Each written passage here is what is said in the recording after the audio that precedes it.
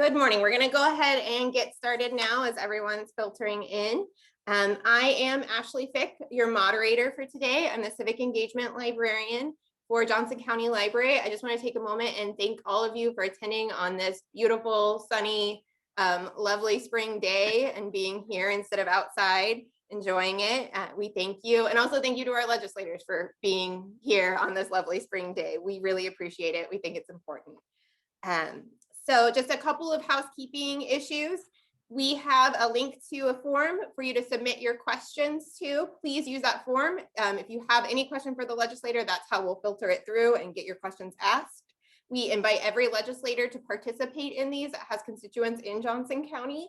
And also the event today features closed captioning. So if that's a feature you need, we have it for you. We're going to go ahead and get started with the legislators. They've each got 3 minutes to introduce themselves. Hillary down in the corner is our timekeeper, so you'll see her flashing. And with that, we'll go ahead and start. I don't have a predetermined order for you, so whoever wants to go first, I'll let you fight for it.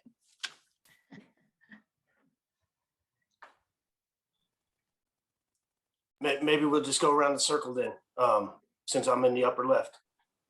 So my name is Jarrod Ousley. I represent House District 24. This is my 7th legislative session, originally elected in 2014. I'm currently serving on Children and Seniors as a ranking member. Again, I am on K-12 budget this year for the first time on the budget committee, and local government again. Just a brief overview of committee work. K-12, we've spent a lot of time trying to block what I would consider to be bad policy. Some of you might be familiar with the HB 2119 mixing policy and appropriations. It's got a voucher package in it. It expands our tax credit scholarship. It passed on the floor in the House just last week, but we did our best to block it in committee, and we just simply didn't have the numbers. Children and Seniors, we were able to get the Office of the Child Advocate out of committee. Some of you have been following that work over the years. I think it's three or 4 years worth of work, certainly 4 sessions, 2 interims, if not 3 interims, a lot of input from a lot of stakeholders. And unfortunately, the Speaker of the House did not bless that bill. So there's currently a Senate version, which my colleague in the Senate has done a fine job of pointing out the flaws in it and not allowing it to be stated as an equal bill to the House version. I can't thank him enough for his work in committee on that. So we'll see where that one goes. Local government has been all about Wichita this year. But I think the more overriding message that I think I've seen this year that I haven't seen before, when I was elected in 2014, there were 97 Republicans and 28 Democrats. Currently, there's 86 Republicans and 39 Democrats. So we've been lower in numbers before, but we've never, this is the first Democratic governor I've ever served under, the Kelly administration. And I've not ever seen just the power grabs that we've watched occur, whether it was the House is what appeared to be first order of business and getting a constitutional amendment out to strip 50% of Kansans of their health rights, or it was the Emergency Management Act to strip the governor of her emergency authorities. We've put a lot of power into the LCC. We've added an additional member to the LCC, to the Senate appropriating the work of the Office of Child Advocate. So this is unlike anything I've ever seen in my 7 years. But I appreciate y'all being here this morning, and thank my colleagues for being here, and I will stand for questions at the appropriate time.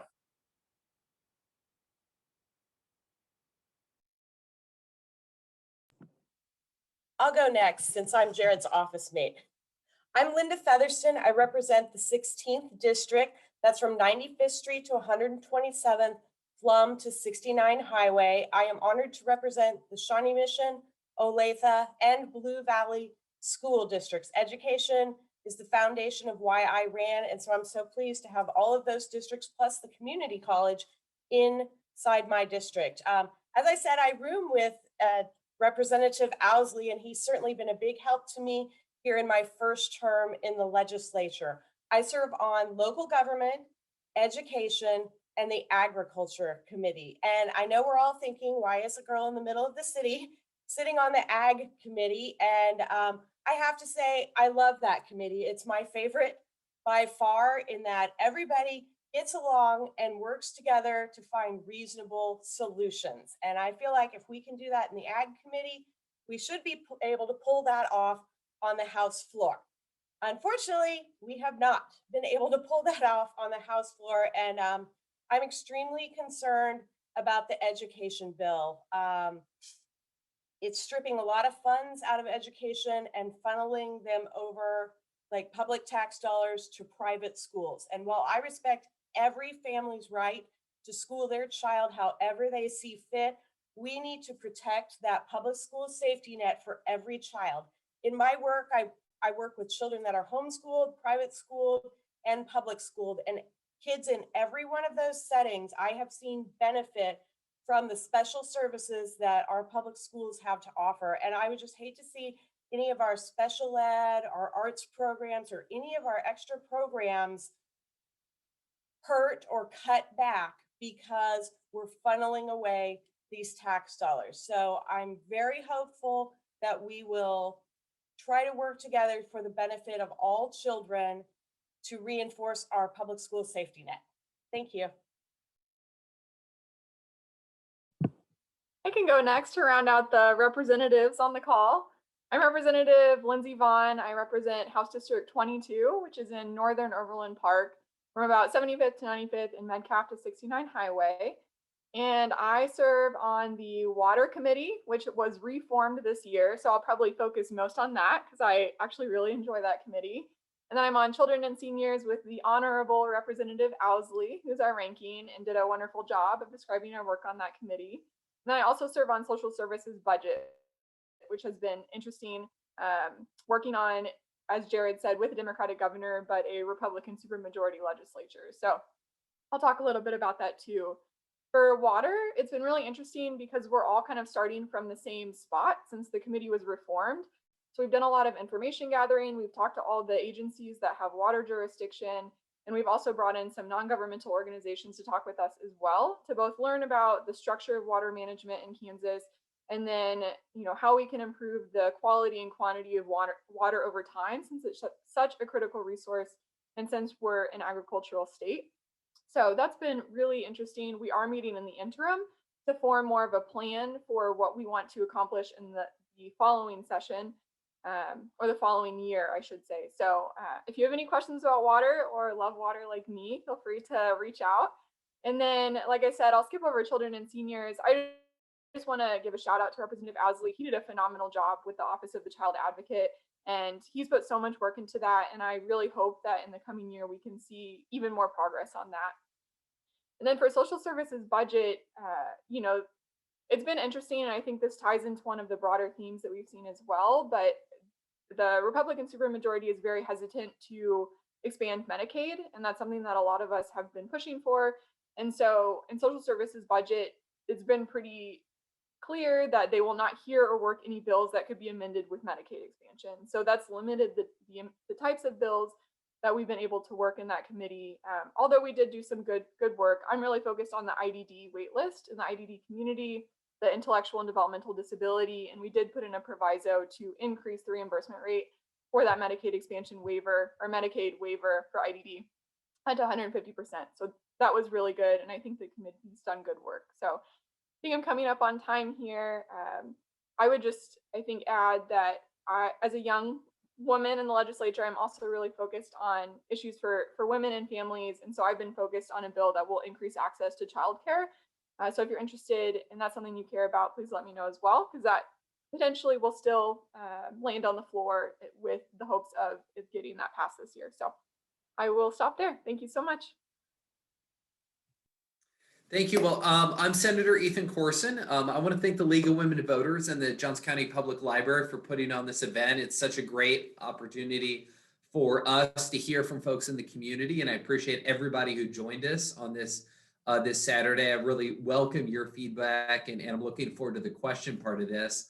So I represent Senate District 7 in the Kansas Senate. So that is Northeast Johnson County. We go from State Line to Metcalf. and then from 47th Street to 99th Street. I serve on the Senate Judiciary Committee, the Utilities Committee, and the Tax Committee. I'm also a member of the Joint Committee on Legislative Post Audit. But I want to use this beginning time to talk about three issues that I think are really have been at the top of my mind. The first is the voter suppression bills that are going through the Senate, and I know have also been worked on the House side.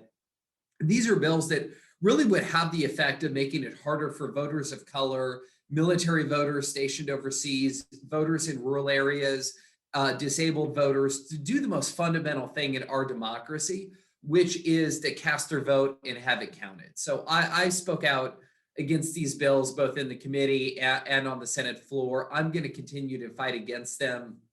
There is potential this week that we may hear on the Senate floor another voter suppression bill. And to me, this is so disappointing because when you have the NAACP, you have a group of nuns, you have the disability rights community all lined up saying that these bills are going to limit voting access. I think it's really time to reevaluate your priorities. We saw what happened yesterday with Major League Baseball deciding to pull the All-Star game out of Georgia because of the voter suppression bills there. I worry that that is a similar path that we're headed down for Kansas. And it's especially disappointing because we're coming off a really successful election cycle where under incredibly challenging circumstances, we had election officials, poll workers, volunteers, all come together to have a safe, secure, and fraud-free election. None of these changes were asked for by the Secretary of State's office. None of these changes were asked for by any local election officials. There's been no evidence of fraud in any Kansas elections. So I remain troubled and just would ask everybody on this event to remain vigilant and reach out to your legislators and let them know that you want Kansas to be a place where we continue to have safe, secure, open, and transparent elections. So thank you, and I look forward to the questions.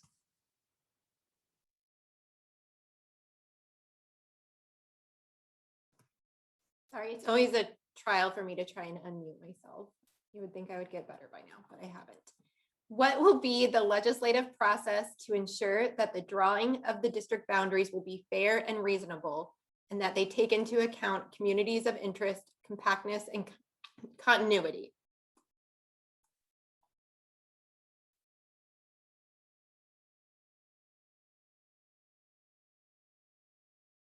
I mean, I will start by just saying that I am worried about that process because I'm worried that we run the risk of having gerrymandered legislative districts. I do think it's really important. It's important for us here in the Kansas City metro area to understand that it is critical that our congressional seat, that we do not divide Johnson County. I think that would really affect our ability to have strong representation at the federal level and to really speak with the unified voice. So I've seen maps bandied about that would have Johnson County split in half and have part of it in one congressional district, part of it in another. I think that that would be a really bad thing because we are one community with shared interests, shared goals, and we want to have a representative who can advance our collective interests. So that's one of the things I've been pushing for that I think is a nonpartisan issue, is keeping that congressional district, keeping Johnson County all in one congressional district. But I am worried about what we could see at the state level with attempts to gerrymander the congressional and the state legislative districts. I know that there's a committee on the House side. There's not yet been a committee formed on the Senate side, but it is something that remains for me of very significant concern. I'd chime in just that I'm not sure how often that committee is meeting, but ultimately I think it'll be up to House leadership how it goes. I would just remind the viewers and participants that I believe it's in our Constitution, not in statute, that our redistricting maps have to be approved by the courts. And this will be my first redistricting go around as an elected. I believe last time the courts went in and they picked the least gerrymandered district that the legislature had drawn. But I agree with Ethan, and that, you know, just back to my comments earlier, I've not seen any power grabs like this. So I think with that theme building up as we come towards the drawing of those maps, it should be concerning. And I hope we're all paying close attention to it. The only thing I would add to that is just the timeline. So we had originally thought that we would see the first maps by the end of this legislative session. And there was a bit of a delay in receiving that census data. So it's my understanding that that'll either happen in the interim or beginning of next year. So I believe we'll be working redistricting in the next session next year. Yeah, I don't have really anything different to add except to say I'm extremely concerned about how the boundaries are going to be drawn. And I would advise you all to keep an eye on, and if you start seeing shapes that don't look very natural, that's an indication that gerrymandering is occurring. And we have to speak up and speak for the rights of people to vote and for those votes to be represented properly. You know, one thing I'll close on was just that what was really concerning to me and what was kind of a big warning signal was Governor Kelly a while ago when we were first starting the redistricting conversation said, let's have a nonpartisan commission. Let's put together a nonpartisan commission and have them draw the map so we keep politics totally out of this. And it was Republicans who completely shot that idea down and said, no, we don't want to have a nonpartisan commission. We want to do this in a really partisan way. So that's what put me on alert that this could be problematic. And again, like Representative Featherston said, I think we all need to follow this closely. Okay. A slate of voter suppression bills have been introduced this year. Our 2020 election was one of the safest and most secure elections we've ever had. These voter suppression bills would have caused over 30,000 ballots to be thrown out in 2020. What can we do to stop these bills from becoming law? I'll speak up since my election was the closest of all. You might remember when we finished election day, I was up by 4 votes.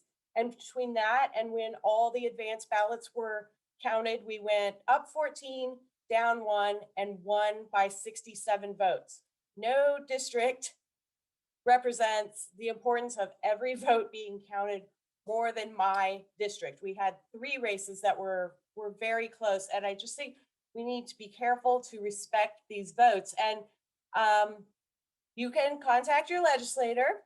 And if you feel like your legislator is not in favor of voting rights, it's a great idea to copy somebody who you feel does respect voting rights. I think we need to be preparing for the next election. Watch how your legislators are voting. And if their value of voting doesn't reflect your value of voting, you need to get out there and get yourself a new representative or senator. Senator Corson. Oh, sorry, go ahead. I was just going to add that that's occurring nationwide. You know, we've watched it in Georgia.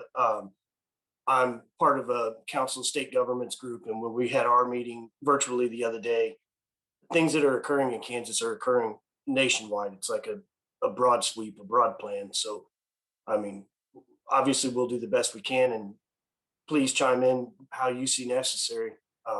Keep on them, like Linda said. Thank you. All right. Senator Corson, thank you for your work to create drug abuse treatment programs for people on diversion. Did Senate Bill 3 pass, and how might that impact juvenile offenders? Do child advocates get involved with juvenile justice issues?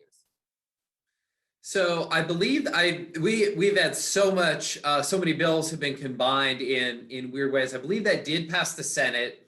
The full Senate. So it passed out of where I was, which was on the Senate Judiciary Committee, passed out of the full Senate. I don't believe it's yet been passed by the full House.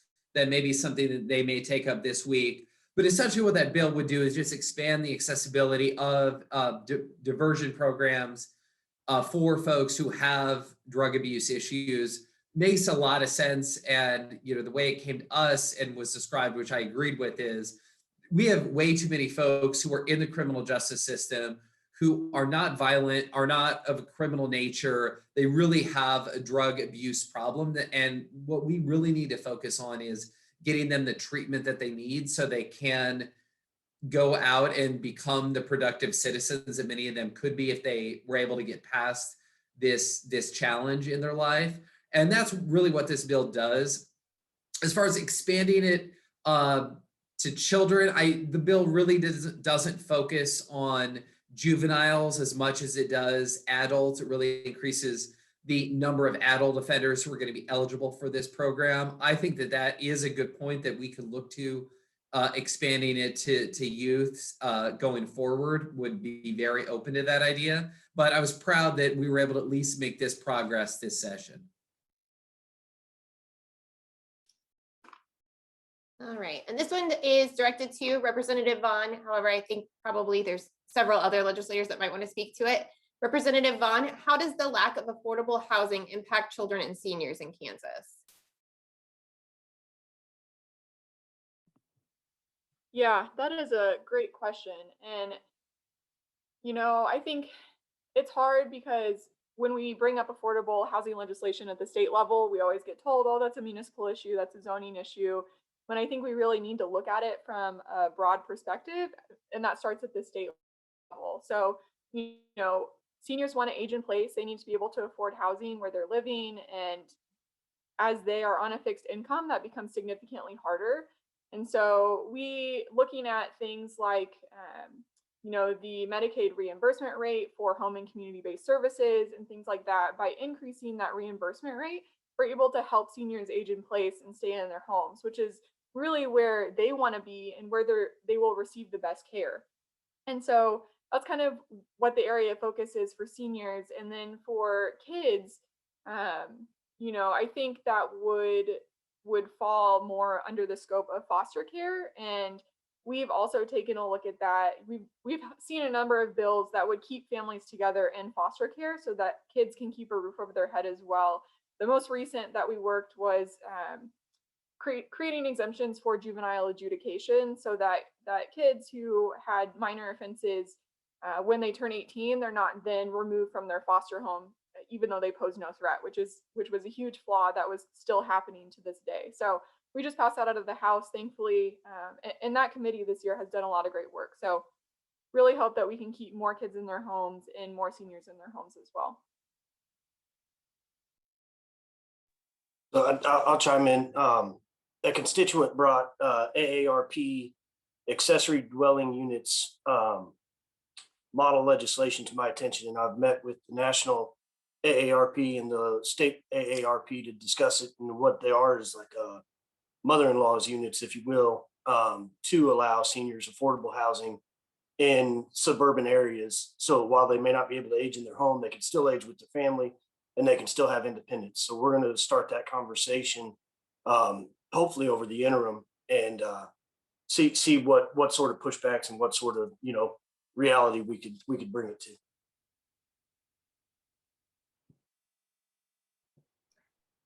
And then this might be of interest to anyone in the audience. The League of Women Voters of Johnson County is holding an event on Thursday, April 8th at 6 p.m. to learn about housing, the Johnson County Municipalities Community Housing Study.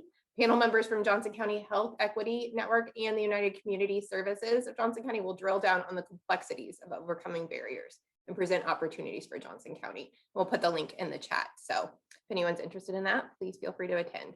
And our next question is directed to Representative Featherston, but I believe that this will also be a question that might be of interest to other representatives and senators. It feels like Kansas is taking steps backwards when it comes to educating our students. Can you tell us about the work of the Education Committee this session?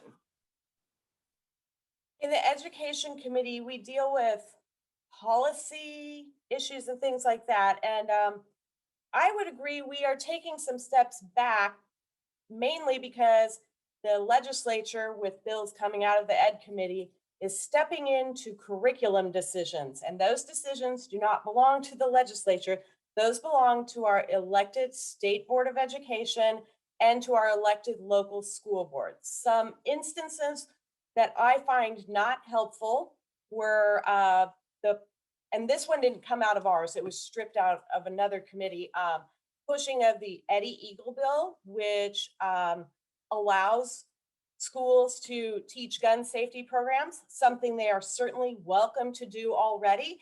But the concerning issue in this was it required a particular curriculum. It required Eddie Eagle be used. Also, the Department of Wildlife's program could be used. And while I trust both of those programs are complete and thorough, it is not our business to be in curriculum decisions. Two other curriculum things that did come out of my committee were the requiring of a civics test, and I don't know if it's going to make the floor, but requiring of financial literacy classes. Again, all of these things are valuable, but our students are getting civics education, and that bill doesn't provide for a civics class. It just requires for a specific test to be administered. Same with financial literacy. We need to look at, like, of the districts I represent, they have 24 credits required to graduate for two of them and 23 and a half. So with 28 credits available, I think you're going to be asking some kids between taking calculus or band, orchestra, choir, theater, or meeting the graduation requirement of taking a financial literacy class. And I don't think that the legislature needs to be in that decision at all. Just real quick, that's part of that theme of power grab, you know, whether they're taking it from the local boards or the state board, they're just all over the place. And I've not seen anything like it. You know, Ed committee is supposed to be for policy and the K-12 is supposed to be for the budget. It's a budgetary committee. And we've passed, you know, a lot of policy out of K-12. And all we did was adopt the governor's budget. We could have wrapped up our work real quick, but instead, you know, we were there till it's a 3:30 committee. And there were several nights where we didn't get out of there till 6 p.m.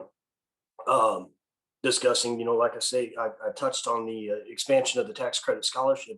They took that from free and reduced lunches to just reduced lunches, which more than doubled the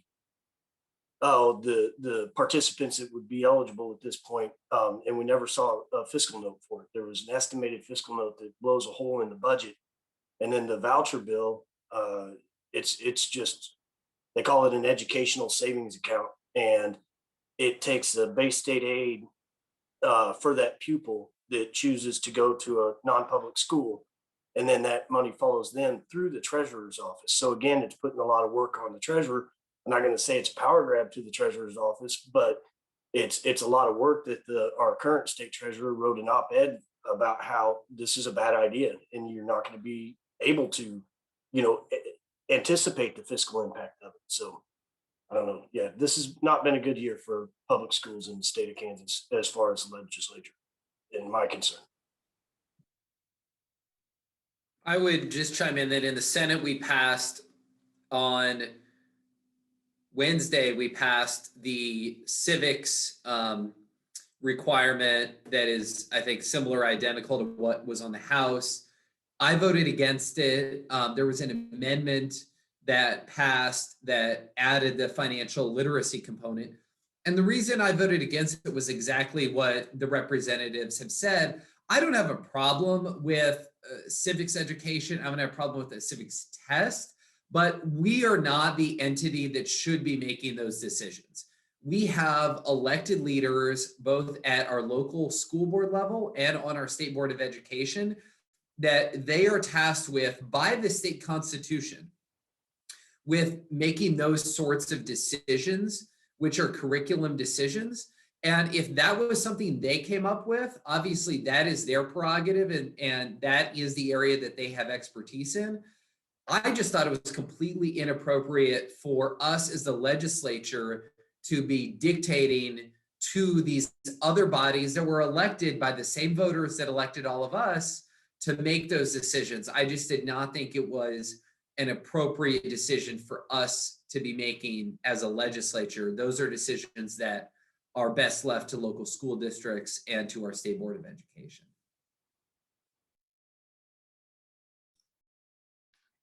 I am a Blue Valley parent of a student with a disability. which will make it impossible for them to attend in-person school until they are eligible for vaccines. How can he obtain a free and appropriate public education without mitigation measures like the mask mandate?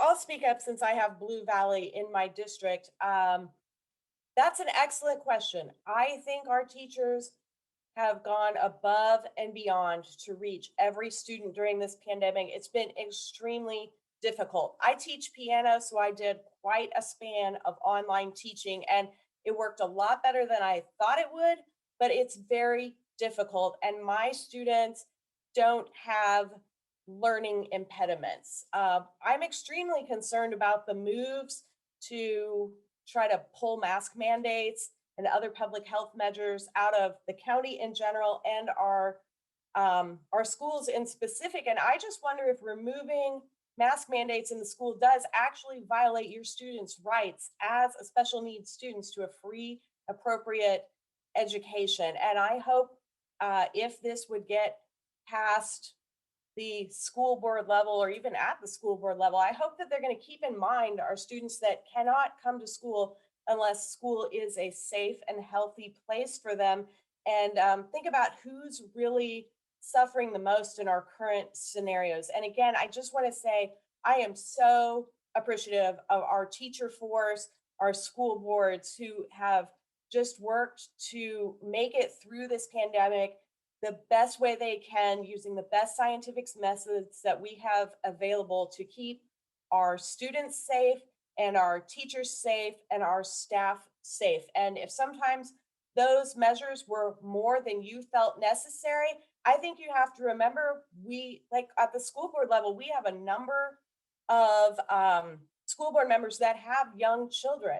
And were something to happen to a child, God forbid, a child would contract COVID and die, that's on their head if they weren't as careful as they felt they needed to be. And better to err on the side of being too careful than letting things go a little wild and free. And then we're hearing stories of children and staff members becoming seriously ill because they did not have a safe learning environment.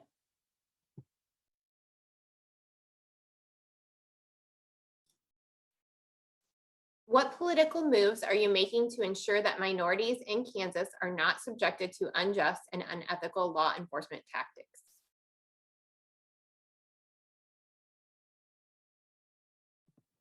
I can start. So the governor put together the Commission on Racial Justice, and they put out a really wonderful report on recommendations for the legislature and other governing bodies. And a couple of those recommendations have come up this year, which I've been excited to see. Senator Aletha Fausto is really a leader on racial justice issues, and she's put together a maternal mortality bill that I don't believe has yet had a hearing in the Senate, but I think that's an extremely important issue. And she's been a huge advocate for that. So hopefully we see progress on that bill. And then on the House side, Representative Gail Finney has also been a huge advocate for racial justice. And her big priority has been a driver's license bill that removes or prevents law enforcement from taking someone's driver's license for failure to pay fines or fees. And we actually just saw a variation of that bill in the House, and it passed almost unanimously. So I just want to give a big shout out to those advocates in particular for their work on racial justice. We've seen a couple other racial justice bills. No-knock warrants was one. I don't believe that has gotten a hearing.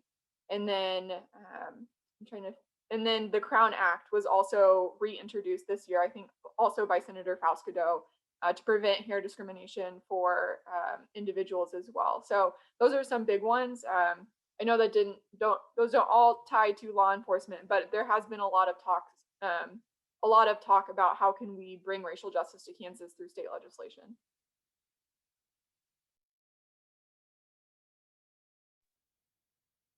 I would offer, we've done a couple sort of very small bore things in the Senate Judiciary Committee, nothing that really I think meets the moment or meets where we need to be as far as the real systemic changes that I think a lot that are necessary. So we have done things that have kind of nibbled at the edges, like increasing the availability of diversion programs. So folks are not having, if they're able to successfully complete these programs, they don't have a criminal record that could impede them from getting a job for a number of years because they have to, list this criminal record. It allows them to go through the diversion and have that record expunged. So we've done some small things like that. But one thing I would always remind folks whenever I have this conversation is that so much of law enforcement and policing is inherently a local issue. And so it's something that I think all of us can do and have an impact on at a more local level, because that is really where a lot of decisions that involve the day-to-day of policing and law enforcement happen. So I would encourage everybody who has an interest in that, not only to reach out to us at the state level, but also to talk to folks who are on your city council and mayors, because they're able to, in many cases, have more of a direct impact than we are able to at a state level, because they actually supervise the local police departments who are in our communities.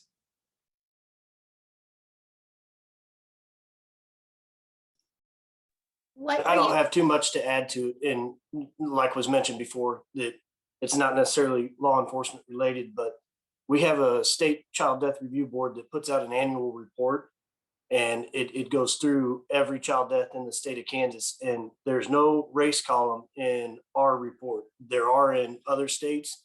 And I think, back to the maternal issue that the representative and senators are working on, I think, the SIDS and the youth statistics would be valuable as well to have broken down into those. And that's something I intend to keep working on next year.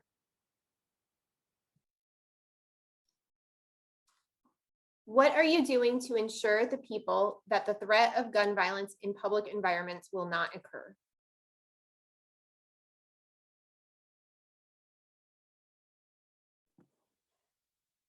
This hasn't really impacted my legislative life, but in my personal life, I'm a strong advocate for gun safety legislation, for common sense gun laws. So for instance, we currently have a bill that's working its way, I think, through the House committees that would complete the next step of the domestic abuser weapon relinquishment law. So currently, I think it was passed 2 years ago, maybe even 4.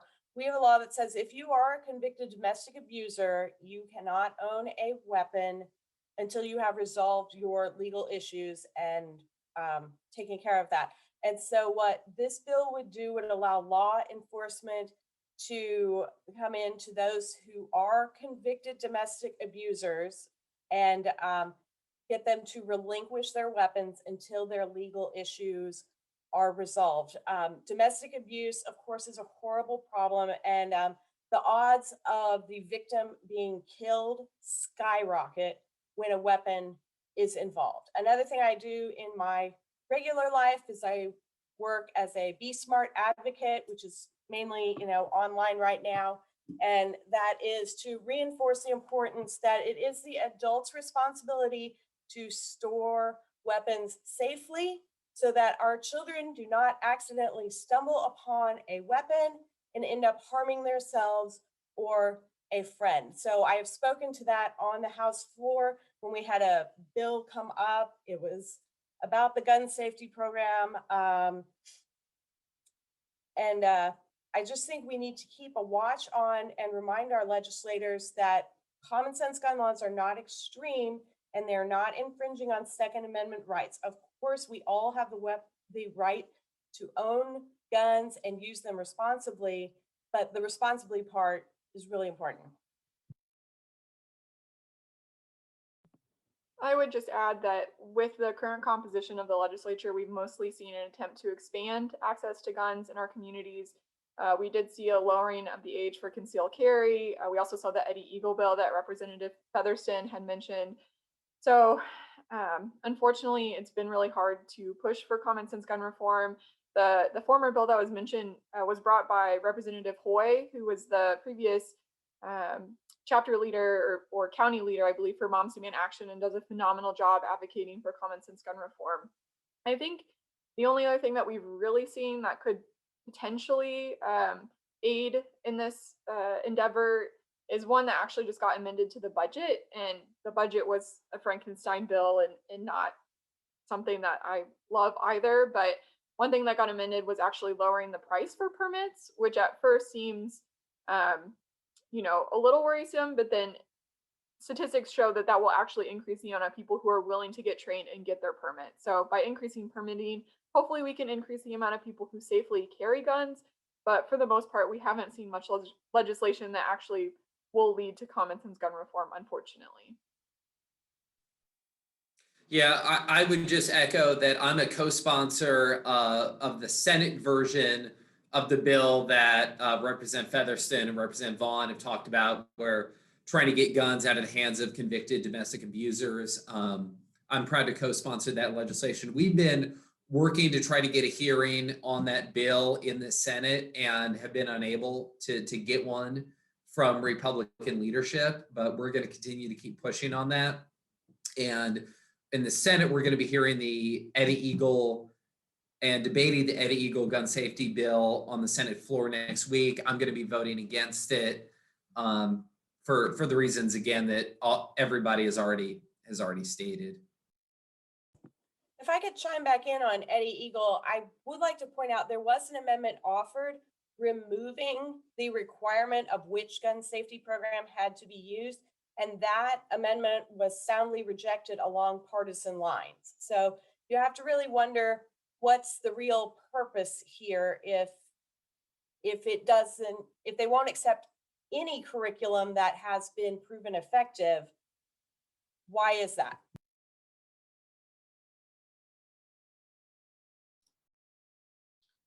These legislative coffee sessions are very informative and much appreciated. I'm curious to understand why Republican representatives and senators rarely to never attend. And then I have another question, kind of piggybacking from a different person. As a Republican, I feel like most of you here today don't really represent me.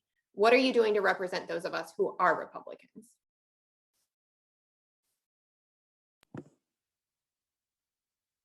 As I understand it from the email I got, every representative in the Johnson County area and senator was invited to attend. So I can't say what the motivation of people would be to not attend. I feel like especially in the pandemic situation, this is probably the best way for people to hear from us. So I can't speak to the motives of others. I can only speak to my motives. I can say for representing Republicans, there's no way I win my district without winning unaffiliated and Republican votes too. So I think winning indicates that there are plenty of middle of the road, moderate Republicans who share the same values of valuing our schools, valuing common sense budgets. I do read every one of my emails and file them. I don't just randomly delete. I read everything. I try to respond if I have a meaningful response, but and as far as like getting calls for constituent help, say with Department of Labor or with access to COVID vaccines, I certainly never look up the party affiliation of any constituent who reaches out to me for help. I have no idea if the person I've been working with for months is a Republican, Democrat, voter, non-voter. That is irrelevant when somebody comes to me for help in really important situations like this. And I would just add, as a new legislator, I think I was really surprised by the amount of bipartisan legislation that we actually pass. And, I think we talk a lot about the hot button issues, which are important. And I think that's what people are really interested to learn about too. But as someone who came in from got really involved from a partisan angle, I've been kind of pleasantly surprised that there is a way to build bridges through the bipartisan policy that we all advocate for. And that makes common sense. But I would also add, I think everyone here and everyone in the Johnson County delegation that I know, Republican and Democrat, is very friendly and very excellent with constituent services and willing to talk to any of their constituents. So if there are any concerns you have or anything you want to talk to with your representative, I think any of us would love to to have a conversation with you and learn more about the issues that you care about.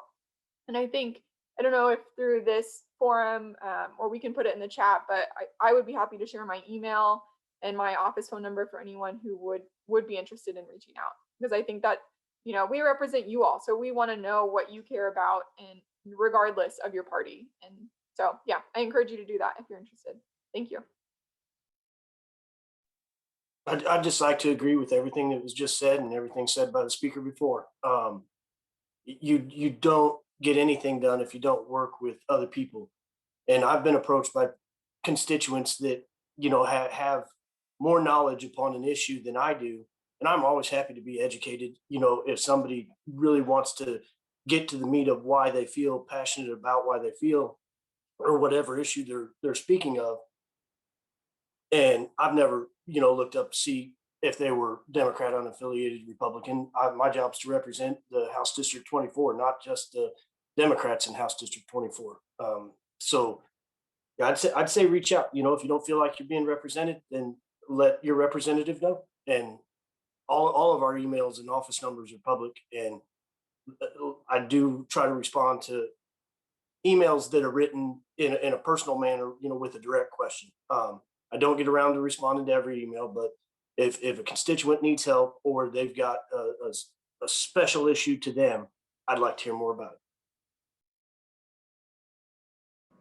So I would say that, you know, for me at least, it's a balancing act. So I'm really proud. I've co-sponsored legislation in the Senate that is bipartisan, a broad number of Republican, very conservative Republicans, that would reduce the sales tax on disabled military veterans in our state, which is something I think it's kind of the least we can do for folks who've given so much to our country. That's a bipartisan bill.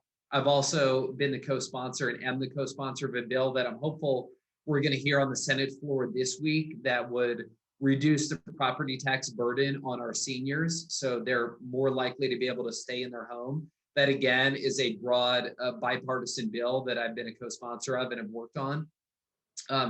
Worked on a common sense worker safety measure that I drafted, and I worked with the conservative Republican chair of the Senate Transportation Committee. It was passed out unanimously, Republican and Democrat out of that committee. Worked with the conservative Republican chair of the House Transportation Committee to get that bill passed out of the House Transportation Committee. But at the same time, when there are things like voter suppression bills, when there are things like damaging cuts to our public education, when there are things like the transgender bill that I think will really harm LGBT youth, I'm going to stand up and I'm going to speak out against those. And I think that is what our community has expressed to me that they want to see, which is fully funded schools, a more just community, making sure that we're taking care of vulnerable children and making sure that everybody has the right to vote. What is being done to reduce the grocery sales tax? This week, when we heard the budget bill, which that bill is concerning to say the least because it's not fiscally responsible, there was an amendment offered to reduce the grocery sales tax by 2% to our lowest earners in Kansas. So that was an excellent opportunity for everybody to stand up for our poor Kansans and those who really need help, especially in these hard economic times. And that amendment was soundly defeated on partisan lines. So that's disappointing. And it's something we're just going to have to keep coming around the corner on from every angle to try to help out Kansans. I would just add, so there has been an effort to eliminate or reduce the food sales tax on food for a couple of sessions now, and there has been a lack of interest by the leadership in both chambers, I believe, which has been frustrating. So some of us have been trying to find ways to kind of chip away at it. And so one bill I did introduce this year was eliminating the sales tax on food purchased at farmers market to both support our local producers and make it cheaper to buy local. So that has not got a hearing, but there are some efforts that we're attempting to push through bills like that to kind of work at this over time. And it is an amendment we do appreciate and bring often when it comes to tax bills. I think overall there is a hesitancy to hear or to work sales tax exemptions. And it is a little frustrating for me because the budget or the tax bill that we did just pass has a few $1 million. I'm not remembering the exact number, but in tax credits for multinational corporations. So I really think that money should be staying here and that we should be providing relief for regressive taxes in Kansas. So I think that's something we'll all continue to push for, and hopefully we can make progress on it in the coming future. Yeah, I'll just give you the Cliff's Notes version of what I tell the Senate Tax Committee all the time, which is I just think we are really overweighted in what we're doing for giant multinational companies, most of whom create very few jobs in Kansas, and the amount of tax relief they're getting and the amount of tax relief that the wealthiest Kansans are getting in comparison to what we are trying to do for middle class and working families. And so I just think food sales tax is a big part of that. I just think more broadly, we are really out of balance in what we're doing from a tax policy perspective and how we're weighing things. And I think we're way too heavy on the multinational wealthy Kansan side when it comes to tax breaks, and we're not doing enough for middle class and working families. And I think we need to get a better balance. We've been trying to increase the standard deduction much more generously than either the House or the Senate bill did, in a way that would be really broad-based and impactful for working families. We've been trying to provide food sales tax relief, but it seems like in Topeka, the loudest voices tend to be those that represent giant multinational companies and ultra wealthy Kansans. But that is certainly a fight that we're going to continue to take on.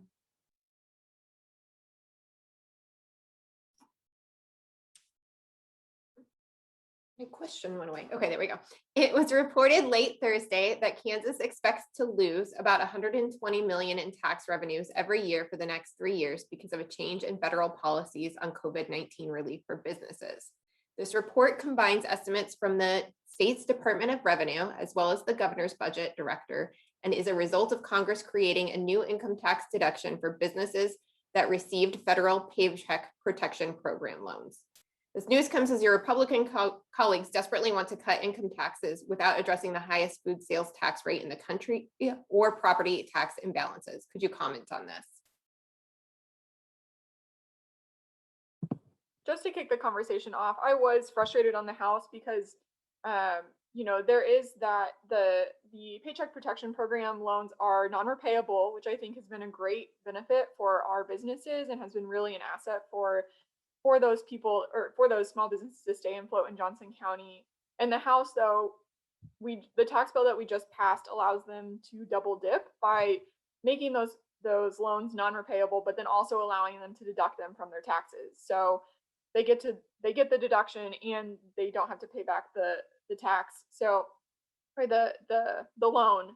So I think that, again, it's another example of we have to support our small businesses, and they have seen a huge difficulty throughout all of COVID-19, and we need to help them stay open, but then we also need to support working families. So it's really a balance, and I think it's been a little bit skewed mostly towards the multinational corporations when, again, those small businesses really need our help, and so do our families and our working families. So I would just add that part. I think that was something that frustrated me in this last tax bill, and that was heavily talked about. So others may have other additions to that, but it is a problem, and I had hoped that we would see more of a balance in our tax bill that came through the House.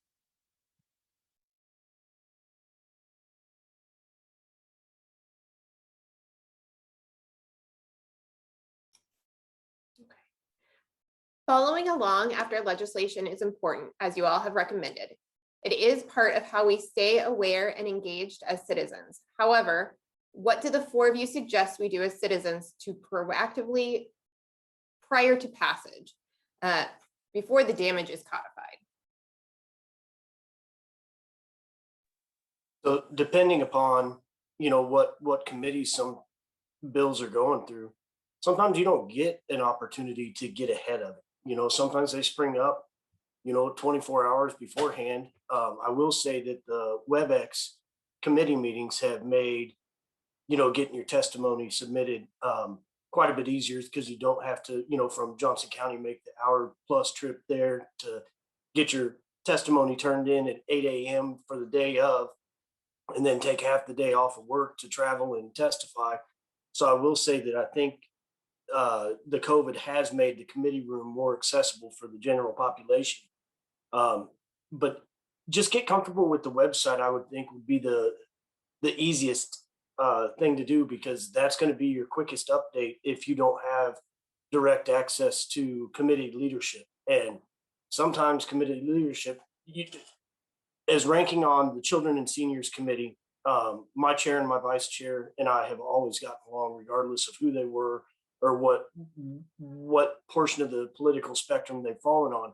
But I know that's not true for every committee leadership team.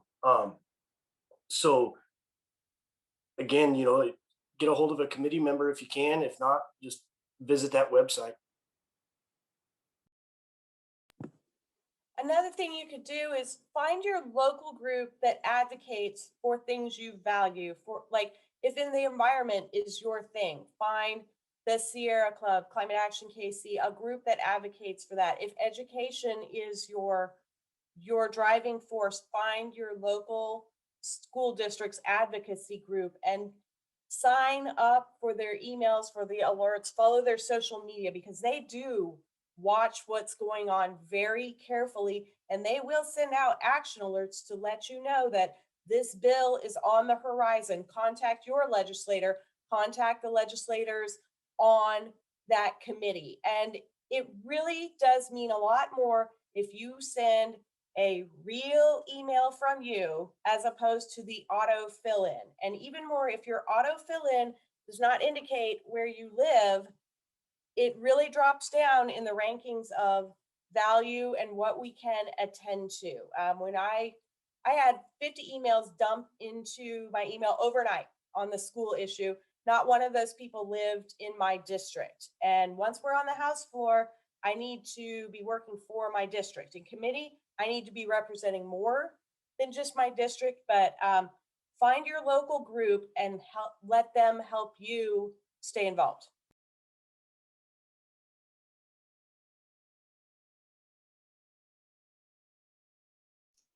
Alrighty, well, we've got a little bit more time, so I'm gonna pull one more question and make that the last question. This was supposed to be the last one.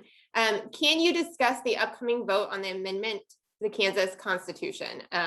We are presuming it means the abortion amendment.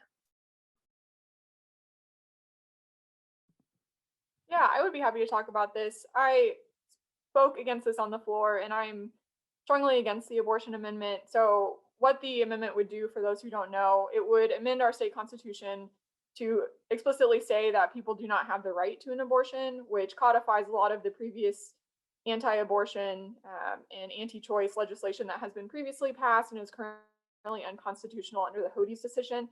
So it would codify that law, and it would prevent future legislation or would encourage future legislation that is also anti-choice from being passed as well. So that amendment is going on the ballot in August of 2022, which is a traditionally a low turnout ballot. But we would for people who care about that issue, and I think for have a voice on the issue, encourage you to participate in that election. It is a ballot initiative, or not ballot initiative in the standard term, but it will be on the ballot as a nonpartisan issue. So even if you're a registered independent, Republican, Democrat, you will all be able to vote on that in that ballot. So encourage you to mark that on your calendars. And I think just as another point, that would not create exemptions for abortions in cases of rape, incest, or the endangerment of the mother's life. And that was an amendment we brought on the House floor to ensure that was codified. That was rejected. So even in those cases, a woman may not be able to get an abortion and her life could be in danger. So those were some key points of that, but I would be happy to take other questions. Thank you.